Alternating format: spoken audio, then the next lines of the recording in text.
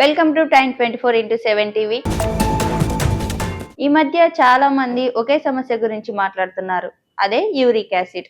కాళ్ళ బొటనవేలు నొప్పి, మోకాళ్ళ నొప్పి, కీళ్లు వాచిపోవడం, నడవలేని పరిస్థితి ఇవన్నీ యూరిక్ యాసిడ్ వల్లేనా? అసలు యూరిక్ యాసిడ్ పెరిగితే శరీరం ఎలాంటి సంకేతాలు ఇస్తుంది? ఈ రోజు అదే తెలుసుకుందాం. ముందుగా యూరిక్ యాసిడ్ అంటే ఏమిటి? మన శరీరంలో ఫ్యూరిన్స్ అనే పదార్థాలు విచ్ఛిన్నమైనప్పుడు యూరిక్ యాసిడ్ తయారవుతుంది. సాధారణంగా ఇది మూత్రం ద్వారా బయటకు వెళ్ళిపోతుంది. కానీ అది ఎక్కువగా తయారైనా లేదా కిడ్నీలు సరిగ్గా బయటకు పంపకపోయినా రక్తంలో యూరిక్ యాసిడ్ స్థాయి పెరిగిపోతుంది. మొదటి సంకేతం కాళ్ళ బొటనవేలు దగ్గర తీవ్రమైన నొప్పి. ఇది సాధారణ కీళ్ళ నొప్పిలా ఉండదు. ఒకసారిగా మొదలవుతుంది. రాత్రి సమయంలో ఎక్కువగా రావచ్చు. బొటనవేలు ఎర్రగా మారి వాచిపోవచ్చు. రెండో సంకేతం కీళ్ల వాపు. బొటనవేలు మాత్రమే కాదు, మోకాళ్ళు, చీలమండలు, వేళ్ల కీళ్లు కూడా వాచిపోవచ్చు. మూడో సంకేతం తాకినా భరించలేని నొప్పి. కొంతమందికి దుప్పటి తాకినా నొప్పి ఎక్కువగా ఉంటుంది. ఇది గౌట్ అటాక్ కు ఒక ముఖ్యమైన లక్షణం. నాలుగో సంకేతం కీళ్లు గట్టిపడడం. ఉదయం లేచినప్పుడు లేదా ఎక్కువసేపు కూర్చున్న తర్వాత కీళ్లు సరిగ్గా కదలకపోవచ్చు.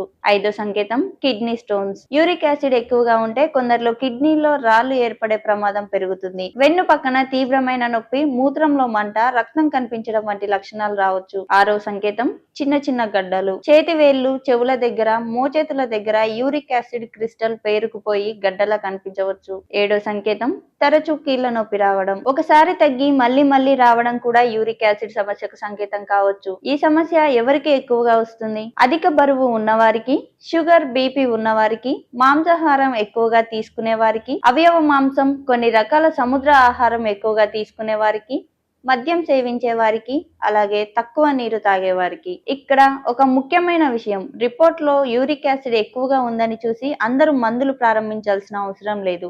కొందరిలో స్థాయి ఎక్కువగా ఉన్న లక్షణాలు ఉండకపోవచ్చు. మరికొందరిలో తక్కువ స్థాయిలోనే గౌట్ అటాక్స్ రావచ్చు. కాబట్టి చికిత్స లక్షణాలు, పరీక్షలు, ఇతర ఆరోగ్య సమస్యలను బట్టి డాక్టర్ నిర్ణయిస్తారు. యూరిక్ యాసిడ్ నియంత్రణకు రోజుకు 2.5 నుంచి 3 లీటర్ల వరకు నీరు తాగండి. బరువు తగ్గండి. మద్యం తగ్గించండి. చక్కెర పానీయాలు తగ్గించండి. సమతుల్య ఆహారం తీసుకోండి. వైద్యుడు సూచించిన మందులు మాత్రమే వాడండి. చాలా మంది ఇంటర్నెట్ లో చూసి డిటాక్స్ డ్రింక్, కషాయాలు, సప్లిమెంట్స్ వాడుతుంటారు. కానీ అవి అందరికీ సరిపోవు. చివరిగా ఒక విషయం గుర్తుంచుకోండి, కీళ్ల నొప్పి అంటే వయసు ప్రభావం అని అనుకోవద్దు. ముఖ్యంగా బొటనవేలు దగ్గర ఒక్కసారిగా వచ్చే తీవ్రమైన నొప్పి, వాపు ఉంటేనే వెంటనే వైద్యుని సంప్రదించండి. ఇలాంటి మరిన్ని ఆరోగ్య సమాచారాల కోసం మా ఛానల్ సబ్స్క్రైబ్ చేసుకోండి. చూస్తూనే ఉండండి టైమ్ 24/7 టీవీ. షేర్ చేయండి, లైక్ చేయండి, సబ్స్క్రైబ్ చేయండి. మరిన్ని వీడియోల కోసం బెల్ సింబల్ పై క్లిక్ చేయండి.